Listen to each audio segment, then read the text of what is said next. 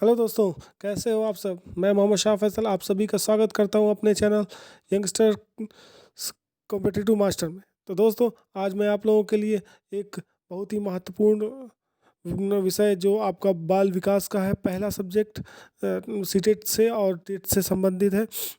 तो उसमें पहला सब्जेक्ट लेकर आया हूं और उसमें 30 महत्वपूर्ण क्वेश्चन आपको आज मैं सॉल्व करवाऊंगा। तो वीडियो को लाइक कर दें और आगे क्या नाम है, मैं वीडियो को आगे तरफ बढ़ता हूँ। तो ज़्यादा देर ना करते हुए मैं वीडियो को शुरू करता हूँ। तो जो लोग भाई बहन मेरे देख रहे हैं और इस चैनल को सब्सक्राइब ना किया हो तो चैनल सब्सक्राइब कर लें, ठीक है। तो मैं वीडियो क्वेश्चन पेपर पे चलता हूँ जो मैंने आप लोगों के लिए बनाए हुए हैं, ठीक है। तो पहला क्वेश्चन आपका है, सीखना एक सार्वभौमिक प्रक्रिया है जो ये 4 ऑप्शन आपको दिए हुए हैं। तो इसमें से आपका सही कौन सा होगा। समस्त प्राणियों में पाई जाती है, क्योंकि जो चीज़ हम सीखते हैं जो सीखना हमारे जीवन पर्यंत चलता है।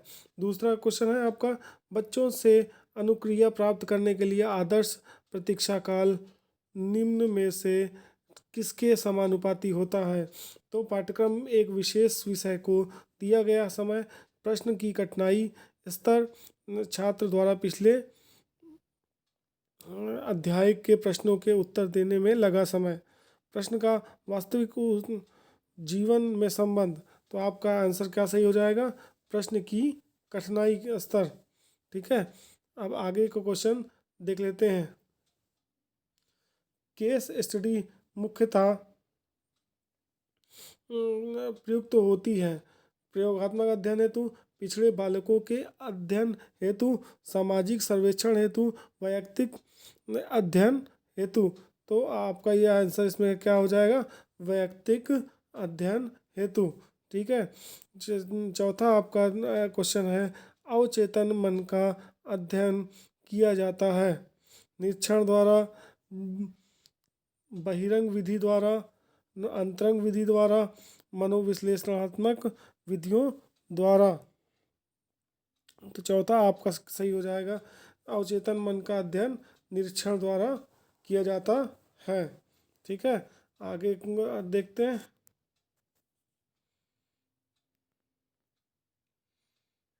पढ़ाते समय चित्र देखने में सबसे अधिक महत्वपूर्ण, ठीक है, महत्वपूर्ण लाभ कौन सा है। इससे शिक्षक को कुछ समय के लिए राहत मिल जाती है, ये गलत है। इससे पाठ को समझाने में सहायता मिलती है, विद्यार्थी चित्र देखने में रुचि रखते हैं, इससे विद्यार्थी का मनोरंजन होता है। तो आपका पांचवा सही हो जाएगा, इस सीधे सीधे इससे समझाने में सहायता मिलती है, ठीक है। क्योंकि आप सीधे समझिए, पढ़ाई के लिए जब आप पढ़ाते हो तो कुछ समय के लिए राहत मिले ऐसा कुछ नहीं है। विद्यार्थी चित्र में देखने में रुचि होती है, लेकिन हमें यहाँ पे शिक्षण देखना है, ठीक है। मनोरंजन होता है, ठीक है, लेकिन क्या नाम है, यहाँ पे सटीक आंसर आपका होगा दूसरा। तीसरा उसके बाद वाला क्वेश्चन देख लेते हैं। बालक की के प्रारंभिक सामाजिक विकास में सर्वाधिक महत्वपूर्ण कारक होता है अपने ही लिंग के माता पिता से लगाव, घर का वातावरण, बालक की अपने समूह एवं मित्र मंडली के प्रति अभिवृत्ति।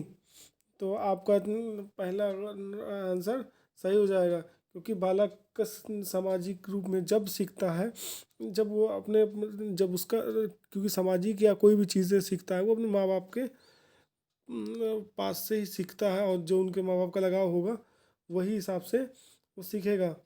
तो अब अगला क्वेश्चन देख लेते हैं। बालकों में यदि अंतः वैयक्तिक संबंधों की पुनः स्थापना करनी है तो शिक्षक को चाहिए कि वह उनके मानसिक विकास तथा सामाजिक परिवेश का अध्ययन करे, सामाजिक संवेगात्मक विकास का अध्ययन करे तथा अंतः वैयक्तिक संबंधों की ओर प्रेरित करे।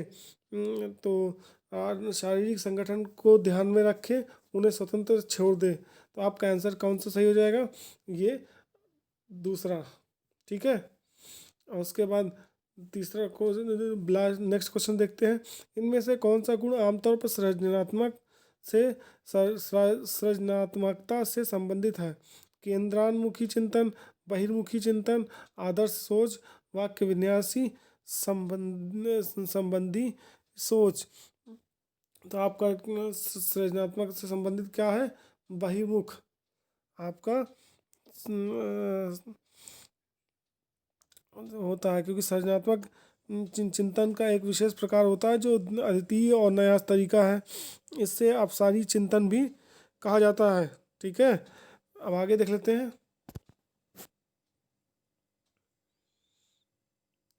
शिक्षण को अधिगम में कैसे बदला जा सकता है?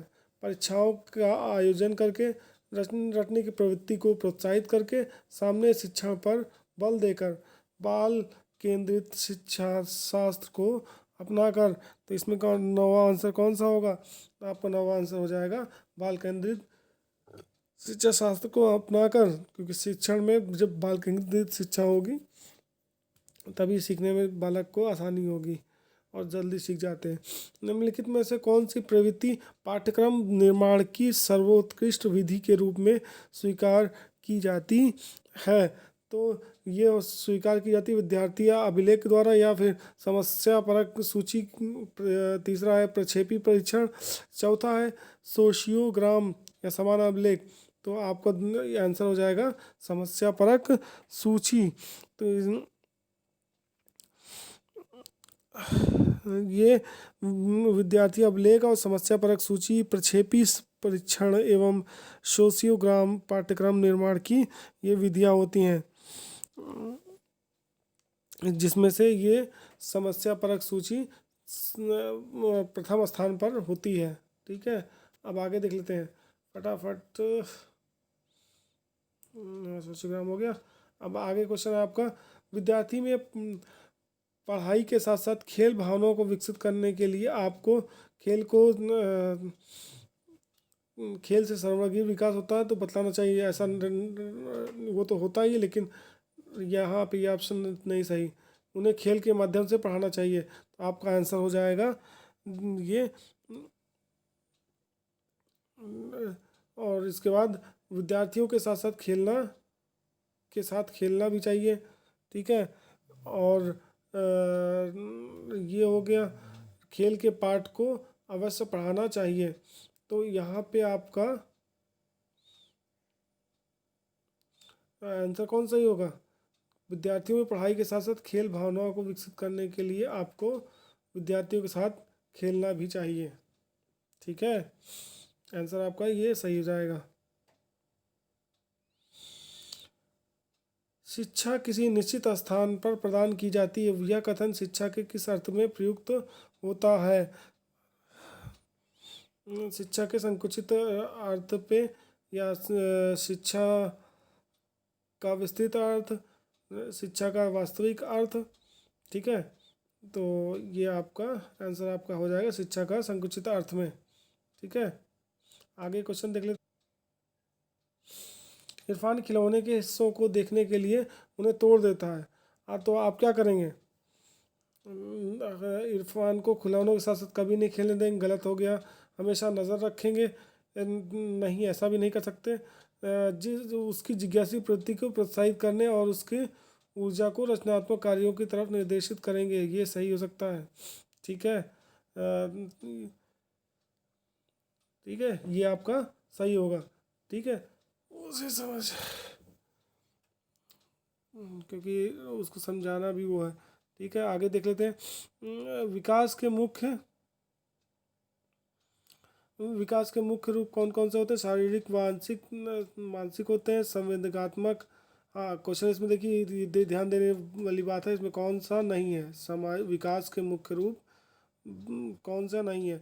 नैतिक विकास, चारित्रिक विकास, ये भी विकास होता है। तो ये तीनों आपके हो गए दो विकास वाले, जनसंख्या विकास तथा भूमि विकास। तो ये नहीं है, इसलिए ये आंसर इसका सही हो जाएगा। वह बच्चे जिनके परिवार का वातावरण प्रजातांत्रिक होता है वह अन्य बच्चों की अपेक्षा होते हैं अधिक क्रियाशील एवं बहुमुखी व्यक्तित्व वाले, तो आपका यही आंसर सही हो जाएगा, क्योंकि प्रजातंत्र वाला में बच्चे बहुत खुले होंगे, क्योंकि उनका परिवार में ही बहुत लोग ओपन माइंड होते हैं। उसी को बहिर्मुखी व्यक्तित्व वाले व्यक्ति भी कहते हैं। ठीक है, तो आगे देख लेते हैं 16 नंबर। वे बालक जो भाषा बोलने, सुनने तथा लिखने में समस्या प्रदर्शित करते हैं उन्हें डिसलेक्सिया कहते हैं। ठीक है, आंसर नंबर 3 सही होगा। ठीक है, और 17वां देख लेते हैं। निम्नलिखित में से कौन सा सिद्धांत बाल विकास में वातावरण संबंधी कारकों को ही महत्व देता है? तो यह आपका हो जाएगा आंसर, क्योंकि टाइम बहुत कम है, बहुत लंबी वीडियो जाएगी, इसलिए आप सीधे सीधे आंसर देखते जाइए। परस्पर संबंध का सिद्धांत होगा। ठीक है, समझाएंगे बाद में, अभी आपको एग्ज़ाम भी करीब है, ये समझिए बस। पियाजे के अनुसार कोई बच्चा विकास अवस्था में अपने परिवेश की वस्तुओं को पहचानने एवं उनमें विभेद करने लगता है इंद्रिय जनित गामक अवस्था में। ठीक है, तो 18वां का आपका पूर्व संक्रियात्मक अवस्था सही हो जाएगा। ठीक है, और अब आगे देख लेते हैं। निमोनिक्स एक ऐसी व्यू रचना है जो स्मृति रचना है, जो आपका ये 4 ऑप्शन सामने है, इसमें से आपका सही कौन सा होगा? ये पहला ही वाला ही सही हो जाएगा। स्मृति में नई सूचनाओं को पुनः स्मरण करने में सहायता करती है, ये नहीं करती। ठीक है,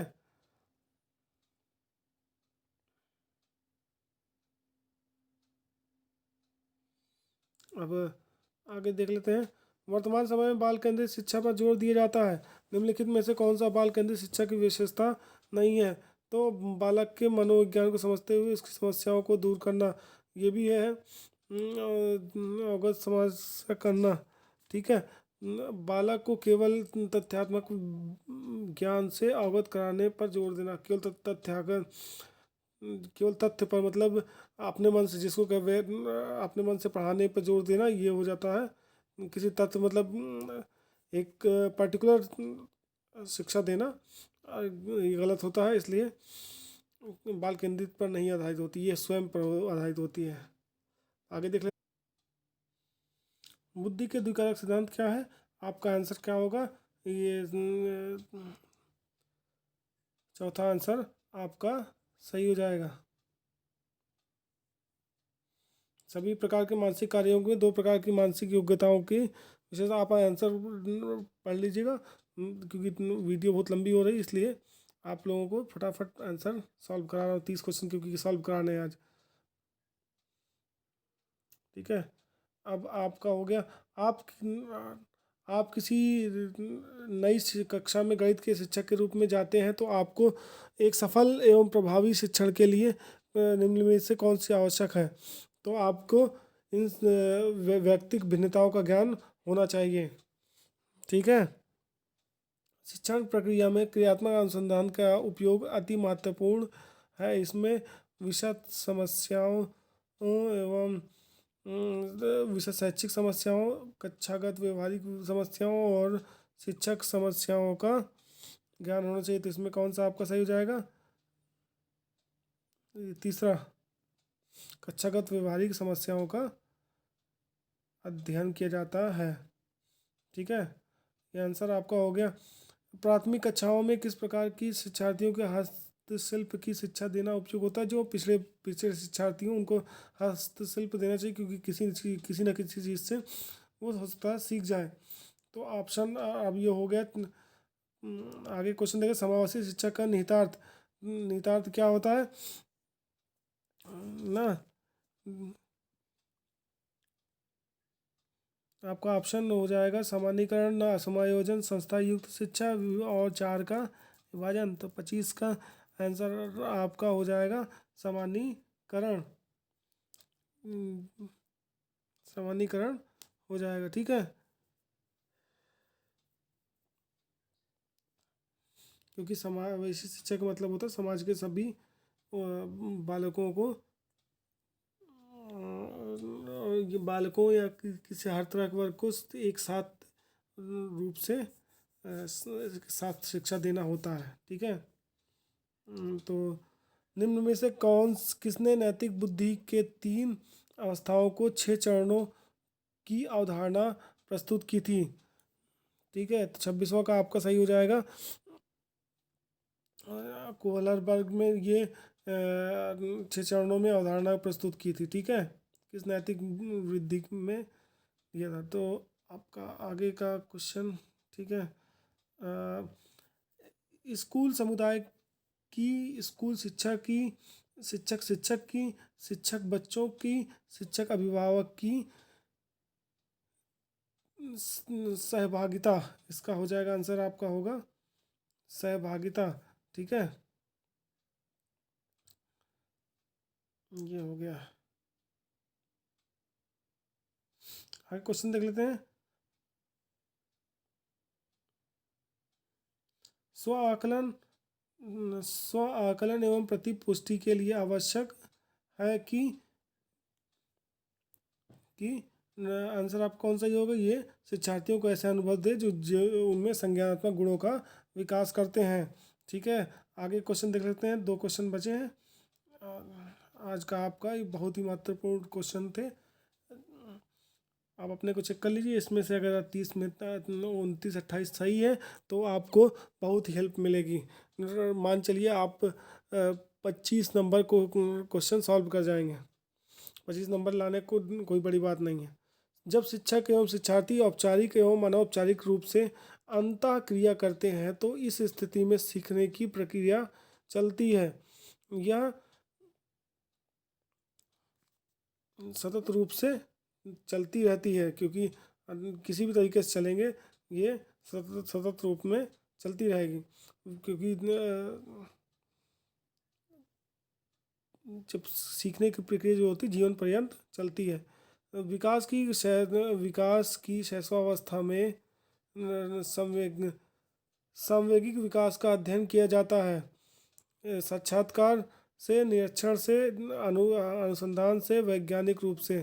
तो आपका आंसर आपका हो जाएगा ये निरीक्षण से। ठीक है, तो आज ये आपका लास्ट वो था। थैंक यू देखने के लिए। और आपको ये वीडियो पसंद आई होगी मुझे यकीन है।